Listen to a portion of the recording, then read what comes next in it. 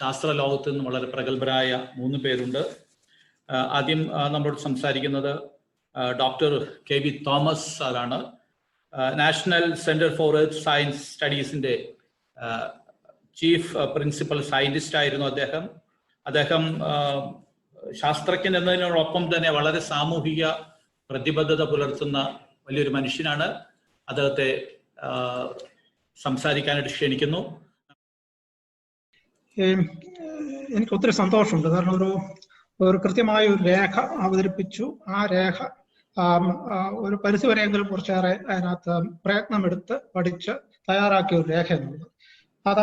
ആ രേഖയില് ജെയിംസ് പിതാവ് പറഞ്ഞതുപോലെ ഇവിടെ വലിയൊരു മണൽത്തീരം ഉണ്ടായിരുന്നു, ഓടിക്കളിച്ചിരുന്ന ഒരു മണൽത്തീരം ഉണ്ടായിരുന്നു. അതിന്റെ ഓർമ്മകളെ കുറിച്ച് ജെയിംസ് പിതാവ് പറയുകയുണ്ടായി. ആ കാര്യം വളരെ അടിയുവരയിട്ട് പറഞ്ഞിട്ടുള്ളതാണ്. അതുപോലെ തന്നെ ഫേസ് ഒന്ന് ലിഫ്റ്റ് ചെയ്യോ, കാരണം ക്യാമറ അല്പം കൂടെ. അതുപോലെ നഷ്ടപ്പെട്ട തീരം തിരിച്ചു കൊണ്ടുവരിക എന്നുള്ളതാണ് പൊതുവായിട്ടുള്ള ഒരു സമീപനം എന്ന് ഈ രേഖയിലുണ്ട്. വളരെ വളരെ കൃത്യമായിട്ടുള്ള ഒരു സമീപനം. അതുപോലെ വെള്ളക്കെട്ട് കുറയ്ക്കാനായിട്ട് വിജയം കനാൽ തൊട്ട് നേരത്തെ ഉണ്ടായിരുന്ന ഒഴുകിപ്പോകാനായിട്ടുള്ള വെള്ളം ഒഴുകിപ്പോകാനുള്ള സ്പേസ് സൃഷ്ടിക്കുക, തിരിച്ചു കൊണ്ടുവരിക എന്നുള്ളത്. അതുപോലെ ഒരുപക്ഷെ അവിടെ അത് മാത്രമാണോ എന്നുള്ളത് പരിശോധിക്കേണ്ടതാണ്. അത് നിങ്ങൾ തന്നെ പരിശോധിക്കേണ്ടതാണ്. മറ്റു നിർമ്മാണങ്ങളും നമ്മൾ ചില നഗരങ്ങളും ചില റോഡുകൾ പണിതും ഒക്കെ ഇതിനകത്തുണ്ടോ എന്നുള്ളത് നോക്കിയിട്ട് അതും എങ്ങനെ അതിനകത്തൊരു പരിഹാരം ഉണ്ടാക്കുകയും കൂടെ നോക്കേണ്ടതാണ്. അടിയന്തരമായി ചെയ്യേണ്ടത് ശാശ്വതമായ ഒരു പരിഹാരം എന്നുള്ള രീതിയിലുള്ള ഒരു നിലപാട്, അതും വളരെ വളരെ ശ്ലാഘനീയമാണ്. അപ്പൊ ഇതിനകത്ത് ഞാൻ 2-3 കാര്യങ്ങൾ കൃത്യമായിട്ട് സൂചിപ്പിക്കുകയാണ്. ഒന്ന്, ഇവിടെ തീരപ്രകൃതിക്ക് വലിയ മാറ്റം വന്നു. ഒരു 15 വർഷമോ അല്ല 20 വർഷം മുമ്പോ ഉള്ള തീരപ്രകൃതിയല്ല ഇപ്പൊ അവിടെയുള്ളത്. കാരണം തീരം നഷ്ടപ്പെട്ടു പോയി എന്നുള്ളത് തന്നെയാണ് ഏറ്റവും വലിയ വ്യത്യാസം. തീരം നഷ്ടപ്പെട്ടു പോയ പോലെ തന്നെ നമ്മുടെ കടൽ ഭിത്തിയോട് ചേർന്നുള്ള ഭാഗത്ത് വളരെ ആഴം കൂടുകയും ചെയ്തു. ഇത് രണ്ടും അവിടെ വന്നിട്ടുള്ള ഒരു വലിയ വ്യത്യാസമാണ്. ആ വലിയ വ്യത്യാസവും നമ്മളെ തീരഭൂപ്രകൃതിക്ക് വന്നിട്ടുള്ള വ്യത്യാസം, പിന്നെയുള്ള നിർമ്മാണങ്ങൾ, കടൽ ഭിത്തി ഉൾപ്പെടെ ചെല്ലാനം ഹാർബറിന്റെ നിർമ്മാണം, ദ്രോണാചാര്യയുടെ നിർമ്മാണം, ഇങ്ങനെയുള്ള പല കാര്യങ്ങൾ. അപ്പൊ ഇതെല്ലാം നമ്മൾ ഉൾക്കൊണ്ടുകൊണ്ട് അതുകൂടെ നമ്മുടെ മനസ്സിലുണ്ടാകണം. ആ തീരപ്രകൃതിക്ക് വ്യത്യാസം വന്നു. ആ തീരപ്രകൃതിക്ക് വ്യത്യാസം വന്നുകൊണ്ട് പണ്ടുണ്ടായിരുന്ന രീതിയിലായിരിക്കില്ല കാര്യങ്ങൾ നടക്കുന്നത്. അത് നമ്മൾ കൃത്യമായിട്ട് മനസ്സിലുണ്ടാകണം. പിന്നെ ഞാനിതിനകത്ത് പറയാനായിട്ടുള്ളത്, ഈ പുനർനിർമ്മാണത്തിന്, തീരപോഷണത്തിന്, ബീച്ച് നറിഷ്മെന്റ് എന്നൊക്കെ പറയുമ്പം പിതാക്കന്മാര് കൃത്യമായിട്ട് പറഞ്ഞു. ഇവിടെ അവതരിപ്പിച്ച കുഞ്ഞച്ചനും പറഞ്ഞു, രേഖയിലും പറഞ്ഞു. നമ്മുടെ കൊച്ചിൻ പോർട്ട് ട്രസ്റ്റിന്റെ അവർ ഡ്രഡ്ജ് ചെയ്യുന്ന മണ്ണ് കൊണ്ടുവരിക. അതിന്റെ കൂട്ടത്തിൽ ഒന്നുകൂടെ ഒരു കാര്യം കൂടെ സൂചിപ്പിക്കാനുണ്ട്. കൊച്ചിൻ പോർട്ട് ട്രസ്റ്റ് തന്നെ ഈ കഴിഞ്ഞ ഫെബ്രുവരി മാസം ഏതാണ്ട് 2-3 കോടി രൂപയുടെ മണൽ വിൽക്കാൻ വേണ്ടി ടെൻഡർ വിളിച്ചിട്ടുണ്ട്. ഈ കഴിഞ്ഞ ഫെബ്രുവരി മാസം. അത് കൊറോണ ആയതുകൊണ്ട് അത് എന്തായി എന്ന് എനിക്കറിയില്ല. പക്ഷെ LNGയുടെ അവിടെ മൈൻ ചെയ്യുന്ന തനി മണലാണ്. അതവർക്ക് വിൽക്കാൻ ഒരു അവകാശവുമില്ല. അതിന്റെ എൻവയോൺമെന്റൽ മാനേജ്മെന്റ് പ്ലാനിൽ പോലും, എൻവയോൺമെന്റൽ ക്ലിയറൻസ് കൊടുത്തപ്പം പോലും പറഞ്ഞിരിക്കുന്നത് ഒന്നില്ലേ ബീച്ച് നറിഷ്മെന്റിന് വേണ്ടി ഉപയോഗിക്കണം, അല്ലെങ്കിൽ ഓഫ് ഷോറിൽ ഡംപ് ചെയ്യാൻ. തീർച്ചയായിട്ടും ആ മണല് ഈ തീരത്തിന് അവകാശപ്പെട്ട, ചെല്ലാനത്തിന് അവകാശപ്പെട്ട, അതും നമ്മുടെ മനസ്സിലുണ്ടാകണം. അതും നമുക്ക് വാങ്ങിക്കണം എന്ന് അത് ഞാൻ 2 കാര്യങ്ങൾ ആദ്യമായിട്ട് പറയാം. പിന്നെ ഇത് തീർച്ചയായിട്ടും നമുക്കൊരു പഠനത്തിന്റെ ആവശ്യം വരുന്നുണ്ട്. ഈ മണൽ എവിടെ നിന്ന് എത്തിക്കും എന്നുള്ളതിനെ കുറിച്ചൊരു ഐഡിയ നമുക്ക് കുറച്ചെങ്കിലും ഇപ്പൊ ഉണ്ട്. അത് കൃത്യമായിരിക്കണമെന്നില്ല, അതിന് കൃത്യത വരുത്തുക. 2, നമുക്ക് എത്ര മണൽ വേണമെന്ന് അതിനൊരു കണക്ക് ഇവിടെ കൊടുത്തിരുന്നു. അതൊന്നുകൂടെ കൃത്യമാക്കുക. ആരെത്തിക്കും, അതാണ് ഇതിനകത്തുള്ള വേറൊരു കാര്യമുണ്ട്. പിന്നെ ഈ മണൽ എവിടെയാണ് ഇടണ്ടേ? ഒരു സ്ഥലത്ത് ഇട്ടാൽ മതിയോ? 10 മീറ്ററിലാണോ ഇടണ്ടേ? 15 മീറ്ററിലാണോ ഇടണ്ടേ? ഈ 17 കിലോമീറ്ററിൽ ഒരു സ്ഥലത്ത് മാത്രം ഇട്ടാല്, അല്ല 2 സ്ഥലത്ത് മാത്രം ഇട്ടാല്, ഇത് കൃത്യമായിട്ട് നമ്മൾ പഠിക്കേണ്ട കാര്യം. ആ പഠനത്തിന്റെ ആവശ്യമുണ്ട്. എവിടെ ഇടണം, ഒരു സ്ഥലത്തോ അല്ല പല സ്ഥലത്തോ, എത്ര വീതം ഇടണം, എത്ര നാളിടണം. കാരണം ഒരു പ്രാവശ്യം ഇടുന്നത് കൊണ്ട് സാധാരണ തീരപോഷണം എന്ന് പറയുന്നത് നമ്മൾ അത് ആവർത്തിക്കേണ്ട ഒരു എണ്ണമാണ്. ഒരു കാലം വരെ, എല്ലാ കാലത്തേക്കും അല്ല, ഒരു കാലം വരെ ചിലപ്പോൾ ആവർത്തിക്കേണ്ട കാലം കാര്യം വരും. അതുകൊണ്ട് എത്ര കാലം നമുക്ക് ഇതിടേണ്ടി വരും എന്നുള്ളത് നമ്മൾ ഒരു അതിന്റെ ഒരു അന്വേഷണം. അതുപോലെ തീരത്തടിയാൻ എത്ര നാളെടുക്കും? ഇട്ട ഉടനെ തീരത്തടിയോ? ഏതൊക്കെ തീരത്താണ് ആദ്യം അടിയുന്നത്? എല്ലാം ഒന്നിച്ചാണോ അടിയുന്നത്? അപ്പൊ ഇതൊക്കെ നമുക്ക് പഠിക്കാൻ മാർഗമുണ്ട്, എളുപ്പമുണ്ട്. ഇതൊന്നും വലിയ പരിപാടികളൊന്നുമല്ല. അപ്പൊ അത് നമുക്ക് വേണം. പിന്നെയാണ് തീരത്ത് തെറ്റിയാൽ ഇതിനെ പിടിച്ചു നിർത്താൻ എന്താ വേണ്ടത്? ഗ്രോയിൻസ് എന്നും പറഞ്ഞ പുലിമുട്ടുകൾ 50 മീറ്റർ നീളമുള്ള 100 മീറ്റർ സ്പേസിലുള്ള പുലിമുട്ടുകൾ എന്നുള്ള ഒരു നിർദ്ദേശം ഇവിടെ വന്നു. അത് മാത്രമാണോ? അത് നമ്മൾ നോക്കണം. അത് നേരത്തെ ഇവിടെ പല കാര്യങ്ങൾ പറഞ്ഞിട്ടുള്ള പോലെ തന്നെ ഈ പുലിമുട്ട് മാത്രമാണോ അതിന്റെ ഒരു പരിഹാരം എന്നുള്ളത്? ഒരു പക്ഷേ പോണ്ടിച്ചേരിയുടെ കാര്യം ഇവിടെ പറയുകയുണ്ടായി. പോണ്ടിച്ചേരി ഒരു നല്ലൊരു എക്സാമ്പിളാണ്. കാരണം നമ്മുടെ ഇവിടുത്തെ ഈ ചെല്ലാനത്ത് പറ്റിയ പോലെ തന്നെയുള്ള ഒരു അവസ്ഥയാണ് അവിടെ വന്നത്. ഒരു ഹാർബറിന്റെ നിർമ്മാണമാണ്. ഒരു കാലത്ത് ഏറ്റവും കൂടുതൽ പോണ്ടിച്ചേരി എന്ന് പറഞ്ഞാൽ അതിന്റെ തീരത്തിന്, മണൽ തീരത്തിൽ ആയിരുന്നു അത് അറിഞ്ഞുകൊണ്ടിരുന്നത്. അപ്പൊ അതിനാ ഉള്ളത്. അപ്പം നമുക്ക് മറ്റു തരത്തിലുള്ള ഇത് നമുക്ക് പറ്റുമോ? ദ്രോണാചാര്യമുണ്ട്. ദ്രോണാചാര്യയുടെ നമ്മളെ കാണിച്ചിരുന്നു ആ പടം. അതിൽ നമുക്ക് നോക്കിയാൽ അറിയാം, അവസാനത്തെ തെക്കേ അറ്റത്തുള്ള 2 കള്ളുകളിൽ മാത്രമേ മണലുള്ളൂ. തീരദേശവാസികൾക്ക് തീരമാണ് ഏറ്റവും വലിയ അസറ്റ്. അത് തിരിച്ചു കിട്ടുന്നിടത്തോളം വേറൊന്നും ഇല്ലല്ലോ. അപ്പൊ അവിടെയാണ് മറ്റു ഓപ്ഷൻസ്. പോണ്ടിച്ചേരിയിലോ അല്ല കടലൂരോ കടലൂര് ഇപ്പൊ ഇവിടെ കഴിഞ്ഞ വർഷം നമ്മളിവിടെ ശ്രമിച്ച രീതിയിലുള്ള, അല്ല ഈ വർഷം ശ്രമിച്ച രീതിയിലുള്ള സിസ്റ്റം അല്ല അവിടെ സബ്മേർജ്ഡ്. തീരക്കടലിന് അടിയിലിട്ടിരിക്കുന്ന ജിയോ ട്യൂബ്സ് വെച്ചിട്ടുള്ള. പോണ്ടിച്ചേരിയിൽ സ്റ്റീൽ കൊണ്ടുള്ളതാണ്. ഇപ്പം ഉപ്പളയിൽ ഇപ്പം ചെയ്യുന്നുണ്ട്. അതെന്ന് പറയുന്നത് കരിങ്കല്ല് കൊണ്ടുള്ളതാണ്. ഈ സബ്മേർജ്ഡ് തീരക്കടലിന്റെ അടിയിലുള്ള. അതിന് ഇന്നത് വേണമെന്നുള്ളത് നമ്മളത് കൃത്യമായിട്ട് അന്വേഷിച്ച് പഠിച്ചാലേ നമുക്ക് അവിടുത്തെ രീതികൾ അറിഞ്ഞുകൊണ്ട് മാത്രമേ നമുക്കത് അറിയാൻ പറ്റൂ. നമുക്കത് അതിനെക്കുറിച്ച് അന്വേഷിക്കണ്ടേ. അപ്പൊ ഒരു പോണ്ടിച്ചേരി ചെയ്തത് ഹൈബ്രിഡ് ആയിരുന്നു. ഒരു തീരപോഷണം ഉണ്ടായിരുന്നു, സബ്മേർജ്ഡ് റീഫും ഉണ്ടായിരുന്നു. സബ്മേർജ്ഡ് റീഫ് അവിടെ സ്റ്റീൽ കൊണ്ടുള്ളത്. ഒരു സ്ഥലത്തല്ല, 2 സ്ഥലത്തായിട്ടാണ് പ്ലാൻ ചെയ്തത്. അതിൽ ഒരു സ്ഥലത്തെ ഇട്ടിട്ടുള്ളൂ, അടുത്തത് അവർ പ്ലാൻ ചെയ്തുകൊണ്ടിരിക്കും. അതുകൂടെ വന്നു കഴിയുമ്പം ഒരു വലിയ 1 കിലോമീറ്റർ 2 കിലോമീറ്റർ അല്ല, വലിയൊരു ഏറിയ സംരക്ഷിക്കാൻ പറ്റും. ആ തരത്തിലുള്ളത് ഇവിടെ പറ്റുമോ? അത് നമ്മൾ അന്വേഷിക്കേണ്ടതാണ്.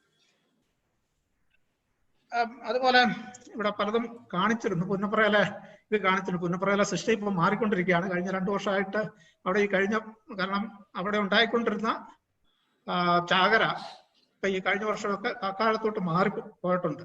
അപ്പം പുന്നപ്രയിൽ ഇപ്പം തീരം കുറേശ്ശെ നഷ്ടപ്പെടാൻ തുടങ്ങിയിട്ടുണ്ടെന്നുള്ളതാണ് ഞാൻ അറിയുന്നത്. അത് നമുക്ക് എന്ന് പറഞ്ഞാൽ, കാരണം ഞാൻ പറഞ്ഞ ഇത് പറയുന്ന പല കാര്യങ്ങളും കൃത്യമായിട്ടാവണമെന്നില്ല. ഇപ്പം പൂന്തുറയിൽ എടുത്താൽ അവിടെ പുലിമുട്ടുണ്ട്, കടൽ ഭിത്തിയുണ്ട്. പക്ഷെ ഈ വർഷം അവിടെ കടൽ കയറിയിരുന്നു. അത്ര വലിയ ഇതല്ലായിരുന്നു എന്ന് പറഞ്ഞാൽ എങ്കിലും അവിടെ കടൽ കയറിയിരുന്നു.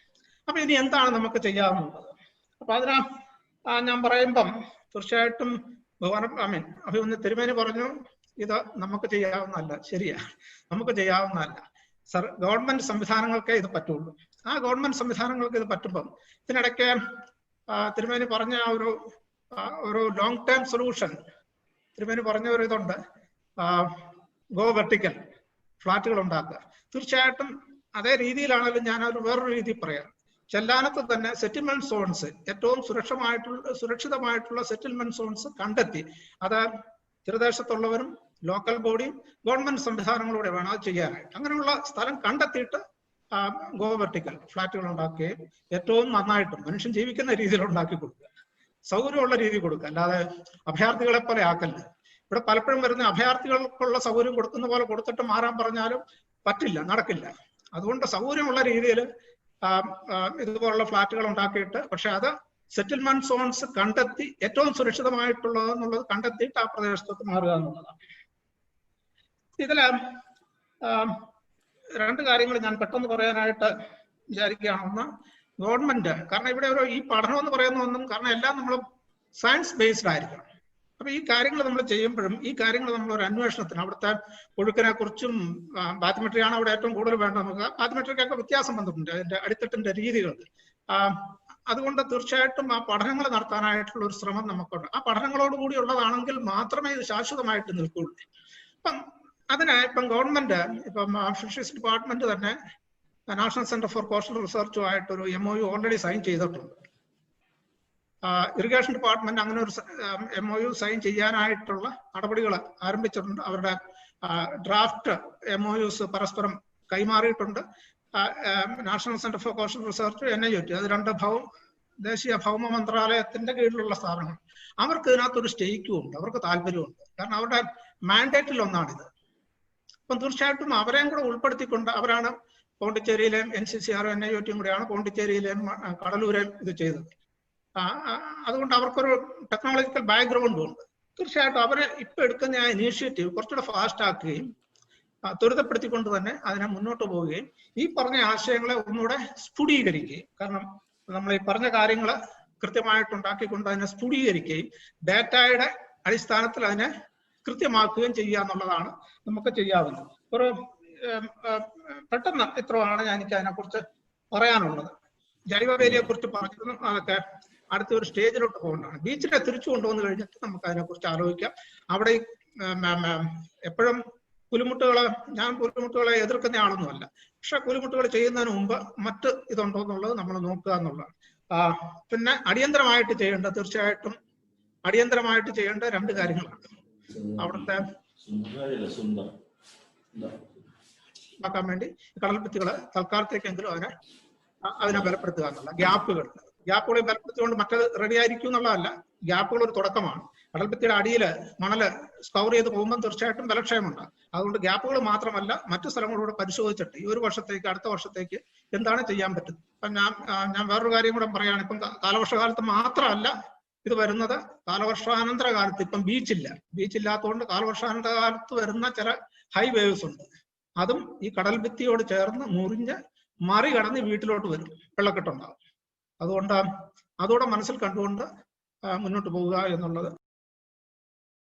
Particularly in protecting its entire, I think I have worked with most of the entire coast, and in fact we prepared the master plan for 2005 based on the request of the government.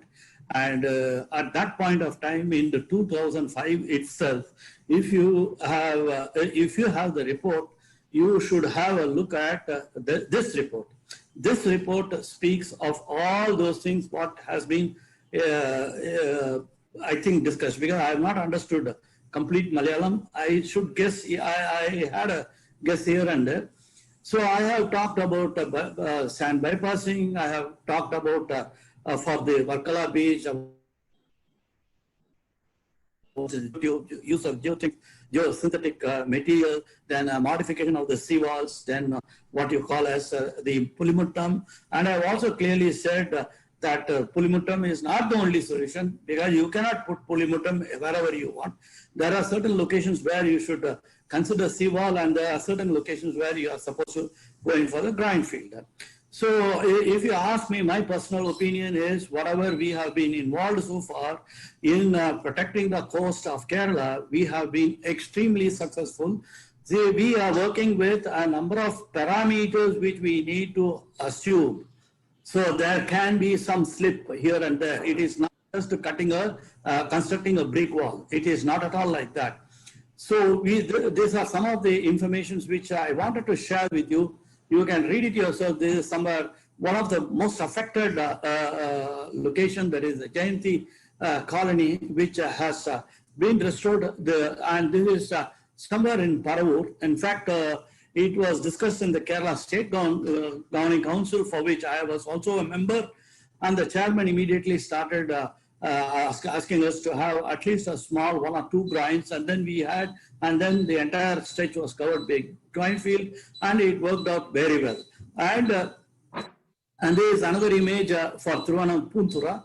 Now I'll just skip this. Now grind field, the area which we are talking about is the Chellanam. South of Chellanam we have I think Chethi, and in between you have something else, and then Chellanam, and then you come to Fort Kochi.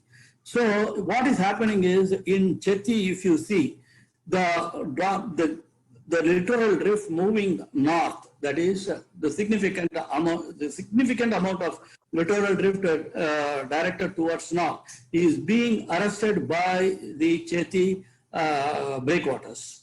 And these Chethi breakwaters, in fact, we had requested them to extend further, because the littoral drift is so much and it's not so easy to handle at that particular location.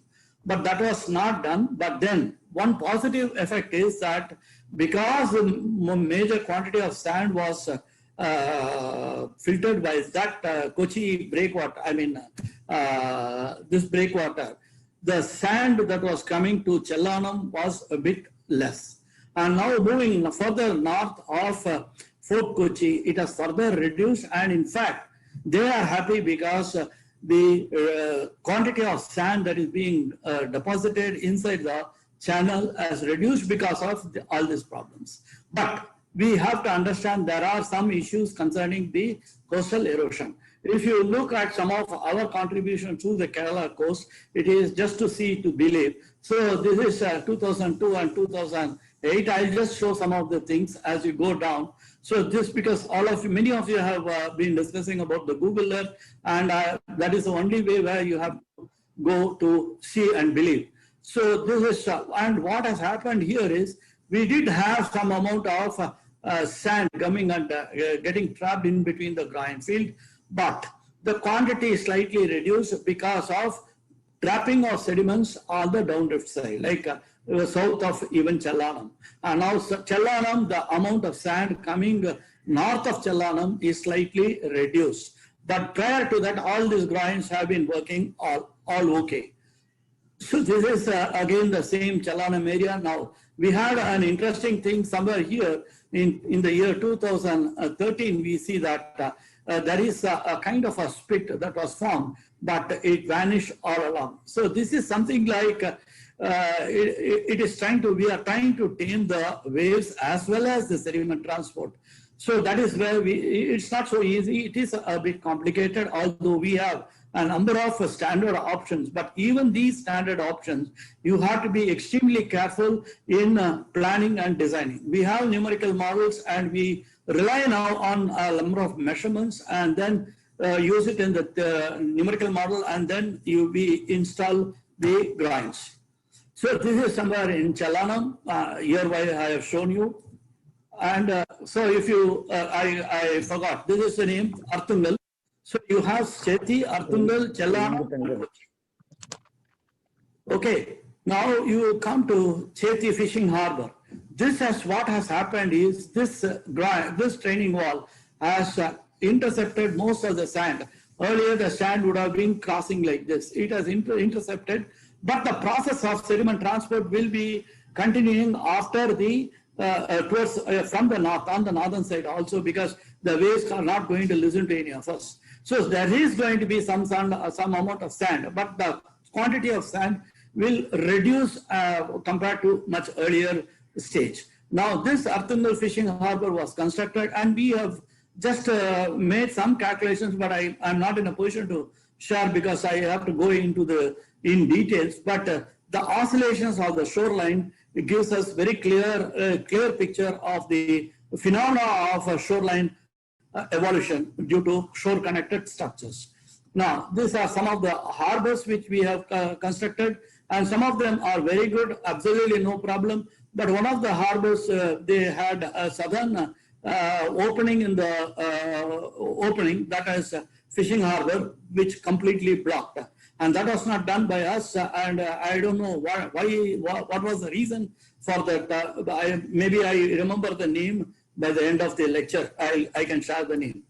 Now, another important thing is it's not just the fishing, coastal protection alone. Coastal protection, of course, is important, but maintaining the river mouth clear, that is very important, because if you have river mouth blockage like you have in the case of Chethi, you have a lot of problems on the upland side. In case of there is a monsoon, you can have the flooding of the upland. So these are some of the success stories of our training walls, which is shown. This is Korapura, and this is Chetway. This is given by the Harbour Engineering Department, and the project has been quite successful. This was in the last one you see in November of 2019.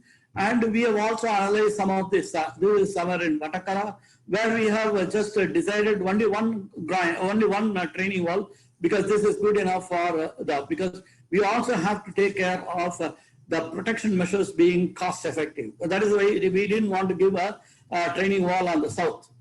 And this is Vatakarasari. And this is again Arikal, where we have a good training wall where it is permitting all the boats and other thing. And we have also see this is all right. See, because you look at compare this with the length of the line. So what we do is we are talking only about length. We should never talk about length. Although we, in the literature, you see that length is 50 meters, 100 meters. That is not the way ground field is to be designed. It is to be designed based on the quantity of sand that is moving up to what water depth. So sand will be moving only up to the breaker depth. And this breaker depth is going to vary as per seasons and locations. Dr. Thomas knows about it, and they have done a lot of work on this. So based on that only we need to decide. So based on this only we have done all these things, and just performance assessment. We not only Grindfield in Kerala, we have used Grindfield in Rayapuram as well as Chennai, that is north of Chennai Harbour. That was having a problem for nearly 5 decades, and it was IIT Madras who was who installed this Grindfield, and it is in as early as 2004, and it is proved to be excellent solution to this age-old problem.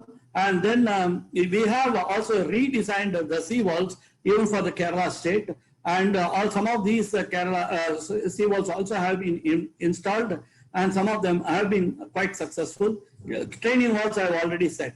So now coming to geotube, we did a major project in Andhra coast, along the Andhra coast, wherein we had an exposed geotube. As Dr. Thomas says, the geotube, when it is submerged below the low water line, please underline, not MSL. It has to be below the low water line so that it will never be exposed to the UV rays. Then the geotube could be a success. This was already informed, or it is there in the report that we have submitted in 2005 for Varkala Beach, but never considered so far. Now we have this one, when we have a geotube on land, it has to be extremely careful because people can puncture it, and the installation should be taken very short. It should not take more time because the people will come and puncture, and that is a lined up geobags over which we have what is called as gradients. So this was proved to be successful. Before that, under this we have what is called as a geotextile. The geotextile will allow the water, but it will not allow the sand to pass through it. So in that way we retain the sand, and that is one of the major important thing why we use a geotextile. And then after implementation, it has withstood so many monsoons, and it is a success.